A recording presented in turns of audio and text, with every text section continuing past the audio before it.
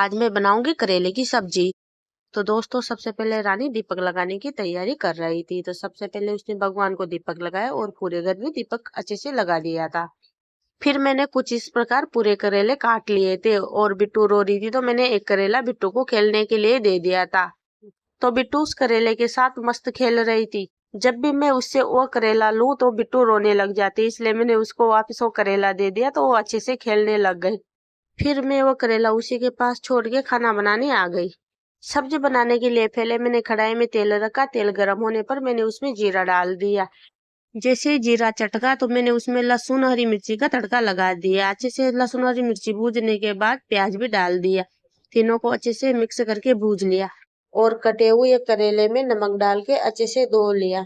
जैसे प्याज फ्राई हो गए थे तो मैंने उसमें करेला डाल दिया और उसको अच्छे से मिक्स करके पकने के लिए छोड़ दिया। सब्जी कुछ इस तरह से पक गई थी तो मैंने इसमें थोड़ा सूखा मसाला डाला, जैसे हल्दी पाउडर, लाल मिर्च पाउडर, धनिया पाउडर और नमक।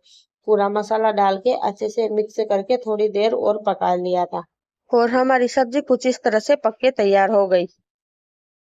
रानी बिट्टू को झूले में खिला रही थी तो उसको ज्यादा मजा आ रहा था। बिट्टू ज्यादातर रानी के साथ ही खेलती है। फिर रानी बिट्टू को खाना खिलाने लग गई थी। तो आज बिट्टू को हम उबली वाली दाल खिला रहे थे, लेकिन बिट्टू कुछ ऐसे कर रही थी कि रानी को खाना ही नहीं खिलाने दे रही थी, चम्मच खुद ही पकड़ रही थी। डॉक्टर का कहने का मतलब ये था कि जो चीज तुम शुरू करो तो कंटिन्यू 3 दिन तक वही चीज देनी है। तो हमने 3 दिन तक चावल का पानी दिया था, अब हम 3 दिन तक उबली वाली दाल दे रहे थे। बिट्टू को तो कुछ भी खाने को दो उसके लिए तो नया टेस्ट है, तो हर कोई चीज में उसको मजा आता है। पानी भी ऐसे पीती है वो जैसे कि खाना खा रही हो, मुंह चबा चबा के। फिर काबू के पापा जी ड्यूटी से आ गए थे तो बिट्टू उनके साथ खेलने लग गई थी। उनके साथ खेलने में उसको बड़ा मजा आता है, तो आते ही उनकी गोदी में चली गई।